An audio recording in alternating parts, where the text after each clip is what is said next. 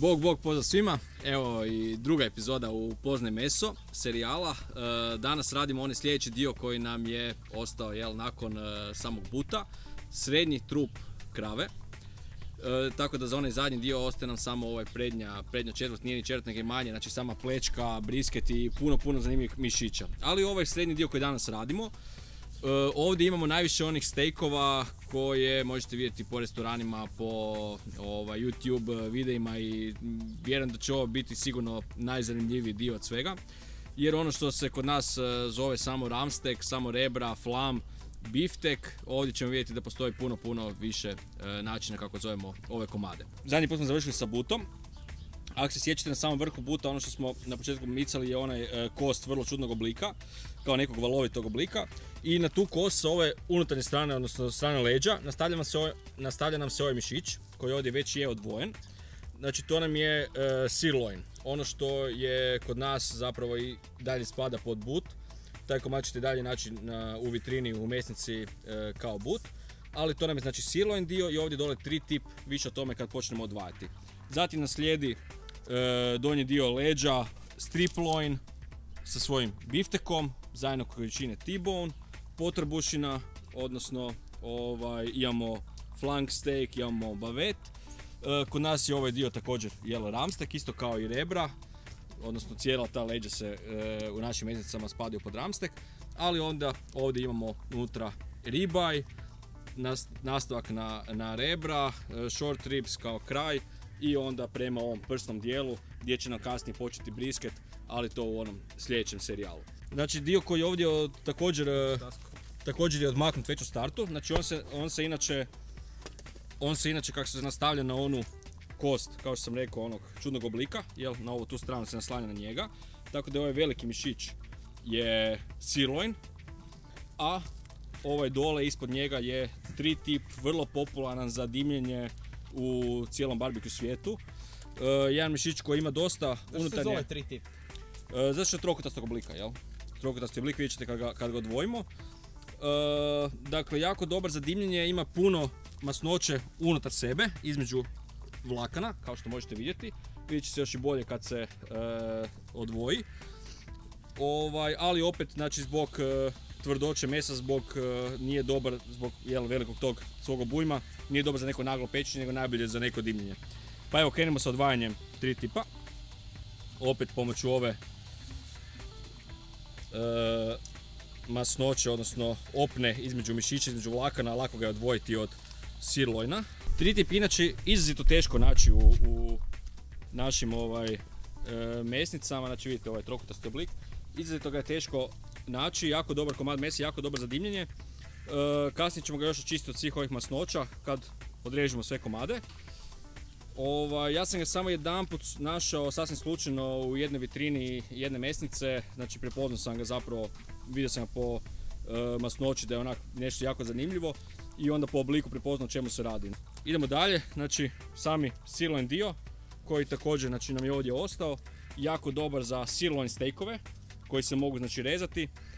Kod njih je specifično da su jedni od najtvrđih i najžilavijih steakova uopće na govedu, ali mnogi i barbecue majstori i uopće i mesari u svijetu i kuhari koji se više bave tako steakovima reći će vam da nije problem žvakati, da žvakanje nije najgora stvar na svijetu. Osim ako nemaš zube, recimo. Da, onda vjerojatno je. Kod nas ipak mi svi volimo puno mekanije, tako da ovdje uskoro ćemo vidjeti najmekaniji dio kako se zove samo goveda. Ali ono što je specifično znači kod svih mišića, što je meso tvrđe, to ima jači okus. Ima jači okus junetine. Znači, taj sami okus junetine i mekoća je obrnuto proporcionalno. Ako želite mekoću imat ćete manji okus, ako želite okus imat ćete žilavost. Zato je sami okus inače pogodniji za dimljenja, za duga pečenja, dok s druge strane ono sve što je mekano želimo samo na brzinu ispeći da je ne izgubimo tu mekanost. Narezat ćemo ga opet, kažem kasnije kad ćemo raditi dio po dio detaljnije, onda ćemo ga očistiti i odrezati na stejkove. Dakle, drugi dio danas, sirloin. Došli smo do srednji dio, do samog srednjeg dijela, znači ovaj donji dio. I tu imamo onaj cijeli dio potrbušine. Znači ispod rebara i ispod strip loining dijela nalazi nam se ova velika potrbušina koja vrlo često u mesnicama završi u mljevenom, u burgerima. Mislim, mi isto volimo od toga raditi burgere. Znači dio koji onako jako puno masnoće ima, jako je dobar upravo za tu omjer prilike 70-30 koji je poželjan za same burgere, tako da vrlo dobra masnoća koja se može iskoristiti i ako želimo konfitirati junetinu, znači također dobra masnoća za otopiti ju i za raditi konfit, tako da svako se može dobro iskoristiti. Ali ovdje nam se nalazi jedan od najpocijenjenijih stejkova uopće kod junetine, ne samo kod nas nego i vani, ali prednost kod nas je što ovaj dio ćete naći za cijenu od ispod 50 kuna po kili. Tako da slobodno i čak i da naručite cijeli dio taj potrbušine, isplatit će vam se samo zbog tog mišića. Naravno radi se o flank steaku. Pa idemo prvo izvaditi flank steak, jasno vidljiv donji dio potrbušine sa unutarnje strane, okružuje ga masnoća, pa idemo prvo njega izvaditi. Znači flank steak, lagano ga zarežemo da se otvori, da dođemo do njega, zahvatimo ga ispod i onda lagano režemo sa cijele kružne strane, izvlačeći ga od masnoće, odnosno od ovog vezinog tkiva ispod njega. Jako lagano ide van, dosta onak dobar osjećaj dok to radimo. A možda samo tako što imamo dobre noževe, jel? Da, odlični su. Ako neko ovo gleda, zainteresirani smo za deal. Čak ćemo i platiti. Evo ga. Znači, jedan od najboljih, najpocijenjenijih komada, poslije ćemo ga opet još malo čistiti, flank steak. Sljedeći komad koji nam se nalazi odmah iznad flank steaka, koji nam ovdje malo nedostaje, to je bavet. Znači, inače, dosta su slični po svojim karakteristikama vlakana, s time da flank steak je uvijek negdje između 600 i 900 grama, ovako cijele težine, dok bavet ide čak do 2 kg, može 2,5 kg.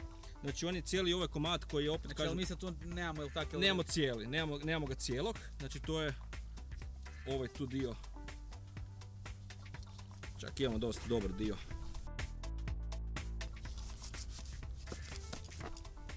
Evo, znači ovaj tu mišić sa ove strane, znači sa svojim nastavkom je bavet. Evo, znači dio, vidite po vlaknima, vrlo sličan flanku. Dakle, bavet još se zove i sirloin flap, baš zbog tog dijela što je visi ispod samog sirloina.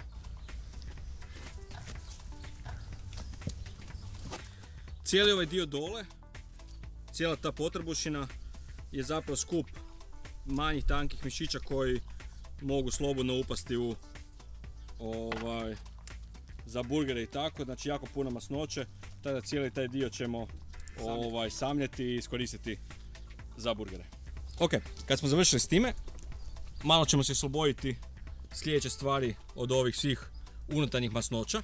Znači imamo jako puno ovdje tvrde masnoće koja može dobro iskoristiti se za topljenje, ali često se koriste i u industriji svijeća. Ne znam koliko naši mesari imaju praksu to prodavati, ali zapravo jako onako tvrda mast koja je kažem, ja ću sigurno iskoristiti za neki konfit.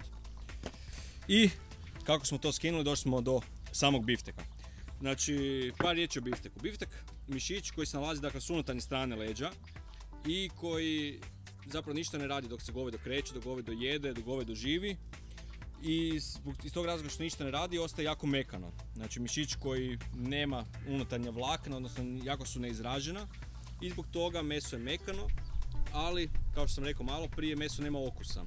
Zato se biftek uvijek strane poslužuje uz različite umake, umak od zelenog papra, umak od šampinjona, holandez umak i tako. Znači uvijek ćete imati neki umak uz njega, jednostavno meso samo po sebi nema neki poseban okus. Ako ga pečete sa češnjakom, sa maslacem, možete malo izvući iz njega više, ali sami okus, ako tražite, onda ćete tražiti neke malo kompleksnije steakove, kao ribeye steak, kao New York strip i tako slično. Njega ćemo maknuti od sada, kasnije ćemo objasniti priču o T-bone steaku, odnosno porterhouse-u. Dosta se lagano skida od same kosti, znači samo ga lagano vučemo i odmičemo od kosti.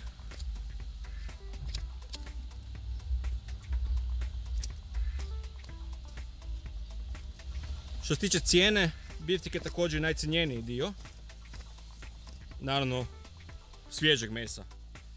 Ne govorim ovdje još o agingu. O agingu će također biti danas riječi malo kasnije. Ono što je zanimljivo, da biftek nema smisla dry ageat. Negdje ćete naći ponudi dry ageat biftek, ali ako gledate usporedbu između dry age bifteka i običnog bifteka, odnosno između dry age ribeye i običnog ribeye, onda ćete vidjeti da je kod ribeye puno veća razlika nego kod bifteka, jel? Tako da kod bifteka zapravo nema ga smisla dry ageati. Inače, sam biftek sastoji se od, ajmo reći ovako, dva dijela. Ovaj dio koji mnogi zovu glava, znači veći dio, pošto on ide onako iz šireg dijela u špic. On je najviše pun je tekih svojih silver skinova, unutarnjih mišića različitih vlakana, koji onda nisu toliko mekani, odnosno nije takvo zadovoljstvo ih jest kao i ovaj donji dio koji je u potpunosti mekan. Tako da ako želite baš one filet mignon steakove, odreske, rezat ćete srednji dio pa prema dole. Znači imate jedan, pokazat ćemo poslije kako ga malo još čistimo, kako to izgleda kad želimo dobiti baš lijepi filet mignon odrezak od bifteka. Kad sam sad u toj priči, onda ću se malo samo zaustaviti ovu cijelu priču i spomenuti ono što čemu moramo danas popričati kad već radimo ovaj dio sa steakovima, a to je beef steak. Odnosno ono što dobijete ili očekujete da ćete dobiti kad na nekom meniju u restoranu vidite beef steak, jel? Vjerojatno je čak da vidite da vam piše rumsteak da biste znali bolje što želite dobiti, jer pod beef steak najčešće se misli na biftek, a niko vani ne zove biftek beef steak, strano ime je tenderloin. Tako da je tenderloin steak je, ajmo reći, spravnije ako gledamo kao cijeli komad, odnosno filet mignon, čak može biti beef filet, precizni naziv za biftek nego beef steak, jer beef steak sam po sebi vani se baš ne koristi, odnosno može označavati, kao što sami naziv kaže, bilo koji steak od junetine, jel? Tako da, evo, znači uglavnom kad vidite na nekom meniju beef steak, vjerojatno misli na biftek, ali najvjerojatnije i sami restoran nema baš neki dobar rating u steakhouse svijetu, da, ali dobro. Možda što smo upravo sad pričali izazvati mnoge komentare, ali evo, bit će nam drago da, ja bi volio, da pišete svoje mišljenje o tome i općenito neka iskustva vezana uz beef steak u komentare, evo, recite nam gdje ste vidjeli taj naziv i koje je vaše mišljenje o tome. Rado ćemo vas slušati i raspravljati o tome. Dolazimo do unutarnjeg dijela rebara koje ćemo prvo još očistiti i zatim ćemo krenuti na rezanje kostiju. Ovdje ima ta jedna opna koja nam malo smeta, pa ćemo ju odrezati. To je za bubanj. To je bubanj opna takozvana. Znači jedna masnoća koja je vrlo čvrsta sa te unutarnje strane i puna unutarnje strane rebara je takve masnoće, odnosno tog jednog silver skina kojeg uvijek režite. Prije svake pripreme rebara, znam da mnogi kažu da ne treba rezati, da ta opna drži meso da se ne raspadne u pečenju, ali režite ju, užitak jedenja svih ovih komada je milion puta bolji, milion puta veći nego kad ta opna postoji, kad vam ona smeta nakon pečenja.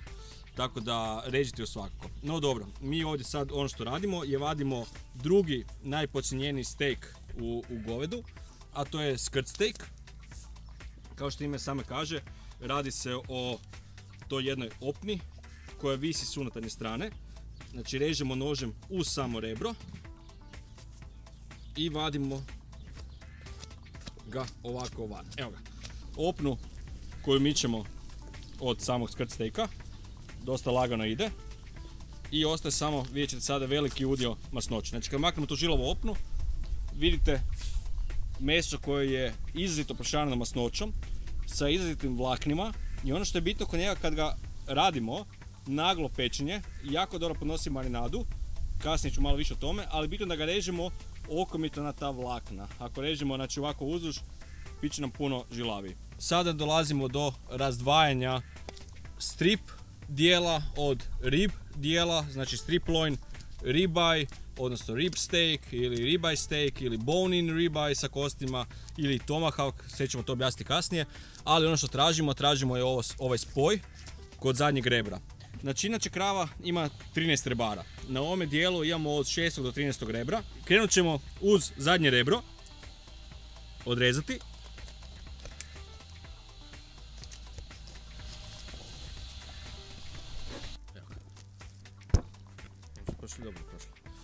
Eto, znači ovo je dakle sirloin dio. Odrezat ćemo dakle uz kost kakišo biftek. Evo, i ovo nam je još ovaj dio od sirloin flap dijela, gdje tu još vidimo ovaj mali dio od snutanje od baveta, ali znači to nam je taj sirloin flap. Ono što je kod nas sve upada u flam, jako dobro za burgere. Tako da sve će to lijepo završiti u mljevenom kasnije. A mi smo dobili prvi ovako lijepi komad sirloin koji nam je jako dobar za stejkove. New York strip stejkovi koji su puni junećeg mesa, junećeg okusa. Malo jesu tvrđi žilavi nego ovaj ribaj dio kod rebara, ali dakle jedni od najboljih, najcjenjenijih stejkova na govedu. Znači možemo ih odrezati kompletno i dobiti New York strip stejkove ako su s kosti, dakle bone in, ako bez kosti onda imamo čisti New York strip. Ono što ćemo mi s time raditi, mi ćemo ga staviti u komadu jer ovo će sve ići lijepo u dry age. Znači ono što nam je došao je ovaj jedan od najcjenjenijih dijela što se tiče stejkova, dakle ribaj dio vezan uz rebra. Malo ćemo zaokrenuti. Jer ono što sad želimo je ispiliti kost, ispiliti rebro. Mi ćemo staviti ovdje za tomahawk stejkove, o kojima malo kasnije. I za ovaj short ribs dio, dakle nastavak samih rebara. Pa evo, krenemo sa piljenjem. Znači odvajamo short ribs dio od ovoga prednjeg krskavičnog dijela. I ono što smo sad dobili, znači ovako, od samog rib dijela. Dakle dobili smo ribaj dio, meso, znači koje je ovako odrezano s kosti, će biti tomahawk steak. Malo kasnije ćete vidjeti bone in ribaj, odnosno sami ribaj. Znači ovako sa kosti produljenom je tomahawk, još se negdje zove cowboy steak. Završetci rebara sa izrazito dobrom masnoćom, znači s ove strane kao što možete vidjeti, su short ribs. Najčešće se koriste ovi srednji dio, dakle od nekog 7. do 12. rebra za samo pripremu short ribsa. Tako da ovo će biti odlično za neko dimljenje, za neku pripremu. Sigurno jako dobro. I onda opet prsni dio kojeg ćemo iskoristiti za neko mljeveno. Upravo iz razloga što ima jako puno još i ove tvrde zasušene masnoće. Ali naravno ove hrskice ćemo prvo povaditi. U našim mesnicama najčešće ćete cijeli taj dio onak razrezan, rebro po rebro, odnosno završetak rebra postoji znači kao flam. I to je ono što nažalost uvijek završi u juhi, iako je jako dobro meso za ovako dugo pečenje, puno okusa, puno masnoće, odlično za burgere, tako da evo preporuka ako tražite burgere, tražite od flama. Ovaj dio, pošto se radi o svježem mesu, malo ipak treba bolju pripremu na samom početku, tako da ono što ćemo napraviti od ovog dijela je da ćemo ga staviti u dry ager, stavit ćemo ga na suho zrenje, jedno 5-6 tjedana, napravit ćemo vrhunske tomahawk stejkove koje ćemo onda u potpunosti uživati u tom mesu kad meso dozrije, kad meso dobije onaj pravi okus koji treba. Ali da ne biste ostali uskraćeni za rezanje najcjenjenijih dijela stejkova, danas imamo ovdje dry ageno meso 3 tjedna, 21 dan dry age, također junetina, isti dio, pa idemo nastaviti s njime da vidite kako onda izgleda sami ribaj, odnosno ribaj bone in.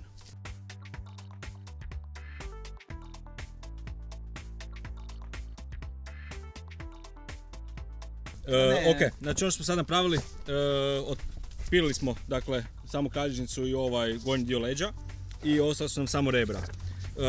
Također, pošto se radi ovdje o dry agenom dijelu, maknut ćemo i ovaj zasušeni dio sa gornje strane.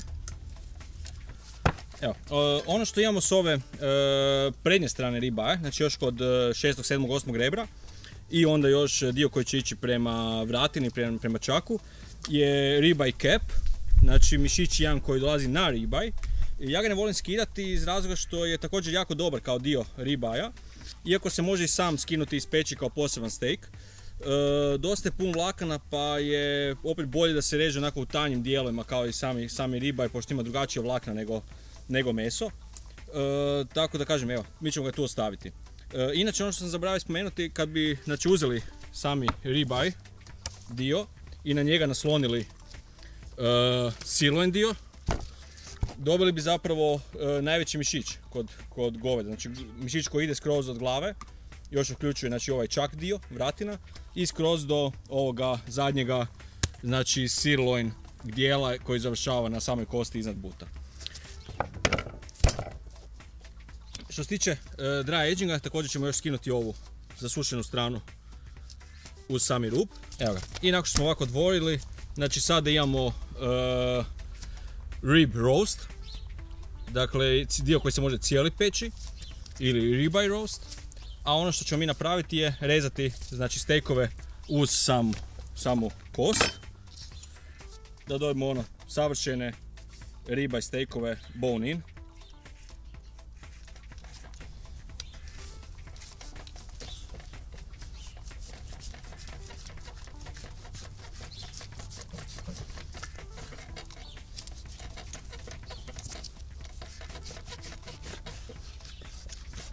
Malo oštrim nož možda. Evo ga, znači bone in ribeye sa znači dijelom kosti, ili rib steak, također ga neki zovu, meni je nekako bone in ribeye puno ljepše ime.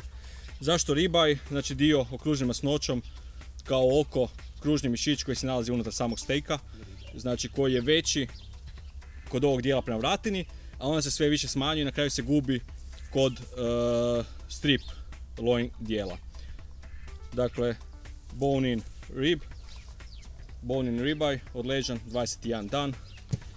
S time smo zapravo završili ovu podjelu svog mesa, pa ćemo sad napraviti samo jedan prikaz još jedanput svih tih katova koje smo dobili i ponoviti njihova imena, a zatim ćemo krenuti u daljnju obradu onako kako to nalazimo u mesnicama.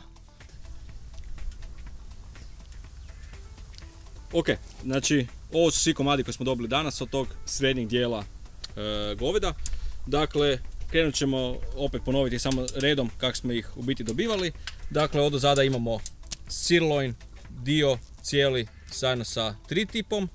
Ispod njega u potrbušini smo našli flank steak i sirloin flap, odnosno bavet. Na leđnom dijelu imamo biftek koji je vezan na sami strip loin dio. Zajedno, kad se spoje, čine T-bone, znači odrezani kao steakovi. Sa opet unutarnje strane imamo skirt steak.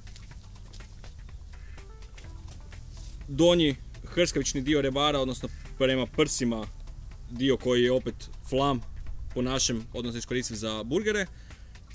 Short ribs, krajevi rebara, najbolje iskoristivi ovi srednji, od nekog 7. do 12. rebra, s jako dobrom unutarnjom masnoćom.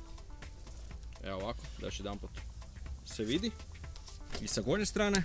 I onda najbolji dio što se tiče steakova, rib dio, ribeye dio, dakle ribeye steakovi u ovoj verziji bone in, dakle sa ovom kosti od rebara, očišćen od leđne kosti, odnosno sami steak, otprilike od neke kile težine, ribeye dio sa eye dijelom koji se proteže kroz sve te ribeye, a na kraju završava na strip koji ga to nema.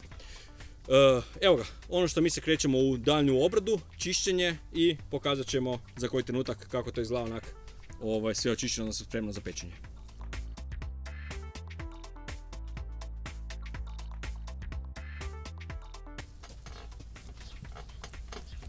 Evo i samo nekoliko trenutaka kasnije, prikazani znači, nakon triminga, čišćenja, viška masnoće, silver skina, imamo steakove koje možete vidjeti u ponekim mesnicama, nažalost ne u svima, ali evo krenemo onda redom objašnjavati o čemu se radi. Dakle, onaj donji dio leđa, najdonji kod buta, sirloin dio, sa svojim, dakle, sirloin steakom. Do njega se veže tri-tip, kojemu fali ovaj jedan mali dio da bi bio baš potpuno trokutastog oblika. Idealan za smokanje, za braising, dakle za dugo pečenje na niskoj temperaturi ili kuhanje. Izrazito bogat masnoćom, znači unutarnjih vlakana. Na samoj potrbušini imamo flank steak koji smo ovdje izvukli cijeli i dio baveta koji je inače čak i veći od flanka, ali vidite zapravo ta vlakna po kojem je on poznat i koji ako vidite u restoranima možete ga vrlo lako prepoznati o čemu se radi. Dva stejka koja jako dobro podnose marinadu ili neki dry rub. Marinada, rub, stavite ih od sat do 1-3 sata, ne previše s obzirom na komad mesa, na veličinu, i pečemo ga samo naglo na vrlo jakoj vatri jer želimo dobiti taj dobar okus, a ne smijemo ga previše ispeći, otići će u žilavo, otići će u tvrdo, tako da neki medium rare za njega je savršen. Flank steak, bavet, medium rare. S unutarnje strane rebara nam je skirt steak, također još jedan steak ovako čudnog malog oblika koji izuzetno dobro prima marinadu. Jako dobro ide uz neka korejska, odnosno općenito azijska jela.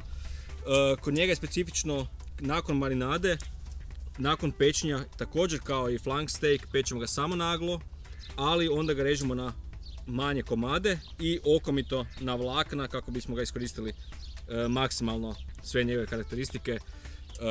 Odličan vrhunski okus junetine, po mnogima je jedan od najfinijih komada mesa, a evo, znači zapravo nalazi se tu kod rebara po samom dijelu gdje se nalazi sigurno jedan od najjeftinijih komada mesa kod nas, a i općenito u svijetu. S unutarnje strane strip loin dijela imali smo biftek, odnosno tenderloin. Tenderloin sa svojim početkom, odnosno svojom glavom, ovako očišćen, i dalje ima dosta silver skina unutra, pa je zato jako dobar za recimo čak i neke gulaše, neka jela koja ipak treba malo duže prokuhati, da ga narežemo na sitne komade, da maknemo taj silver skin. A ovaj daljnji dio, koji znači nastavlja se ovdje, možemo napraviti vrhunske filet mignon, steakove, dakle biftek dio, ovaj steak bi bio negdje 25 deka, oko 250 grama otprilike, znači vrlo mekano meso. Rekli smo biftek, odnosno tenderloin, nije za dry ager, nećemo dobiti ništa što se tiče same strukture mesa kod njega. Odličan za naglo pečenje, opet neki medium rare, medium, vrlo dobar, iako čak i na nekom medium velu neće biti puno tvrđi, pa neko ko ne voli vidjeti rozu boju, pošto se radi sirov, odnosno bez agenja, također može i malo jače ga zapeći. U nastavku bifteka, sami donji dio, takozvani rep bifteka, vrlo mekan, odličan kad se speče naglo za neku biftek salatu. A onda kod samog strip dijela imamo odlične strip odreske, sami kraj, odnosno srednji pa prema kraju dijela tog najdužeg mišića goveda, s kosti bone in, New York strip, bez kosti sami New York strip steak kad se odreže na steak. Odličan komad mesa, što se tiče samog okusa junetine, jedan od najboljih, možda čak i najbolji steak kod goveda. Kad imamo ovaj gornji dio bifteka tenderloina uz strip steak, kad odrežemo, znači imat ćemo porterhouse, a kada je taj dio uži, odnosno ovdje na vrhu, kod ovog manjih dijela, onda nam je to T-bone. Dakle, svi dijelovi su T-bone zbog te kosti koja ide okomito, koja čini slovo T, ali nisu svi porterhouse, dakle porterhouse-ovi samo su ovi koji imaju veći dio u promjeru samog bifteka, negdje otprilike oko 7 cm mora biti na najužem dijelu da bi bio porterhouse. Dakle, do samog kraja T-bone, odnosno New York strip, i onda dalje na njega se nastavlja steak, možda nepoznati u svijetu, to je ribeye steak. U ovoj izvedbi kad smo makli leđnu kost samo sa dijelom rebra, to nam je bone in ribeye ili rib steak. Bez kosti je čisti ribeye steak, znači ovaj srednji dio unutar masnoće čini taj eye dio koji gotovo da nestaje prema New York stripu, prema vratnom dijelu, prema čaku je on sve manji. Ukoliko kost pustimo dulju, onda nam je tomahawk naziv steaka, ako je kost samo malo duža, neki rade razliku, naziv je cowboy steak, neki sami tomahawk zovu zapravo cowboy steak. A ovdje čisto još za prikaz, jedan prekrasan bone in ribeye, težine otprilike negdje oko kilu i pol. Nastavak rebara, dolazimo do short ribs, odnosno sami završetak rebara. Vrlo dobro prošaran masnoćom, odličan okus, jako dobra rebra za dimljenje. Nažalost u našim mesnicama to spada kao flam s kosti i najčešće završi u juhi. A zapravo se radi o dijelu koji čak i ako se peče u pećnici dugo, može biti jako dobar, osim same koljenice, dio koji ima najviše kolagena u sebi. I zbog toga dugim kuhanjem, otapanjem kolagena, prelaženjem u gelatin dobiva se onaj slatkasti okus i lijeplji prsti dok jedemo. Tako da jako dobar dio. To je to što se toga tiče. Ostali svi trimminzi koji su nam ostali ići će u burgere.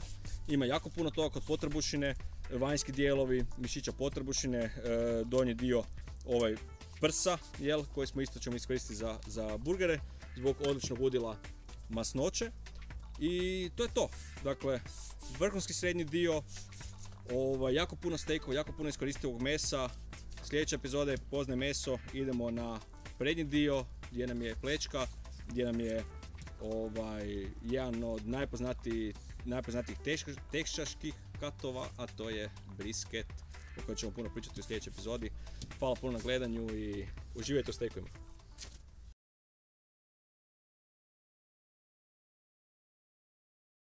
Stejkovi, sviđa mi se ovo. Da sam meso, bio bi stejk. Šta bi bio gore da si meso? Ne bi se derao na glas ovak jako. Šta bi bio da si meso? Bio bi burger. Ti bi bio burger. Ja bi bio burger. Ti bi bio burger. Ja bi bio stejk. Šta bi ti bio Darin da si meso? Šta bi Darin bio? Ne znam. Short rib. Silver skin. Znam ko bi bio silver skin. Ko?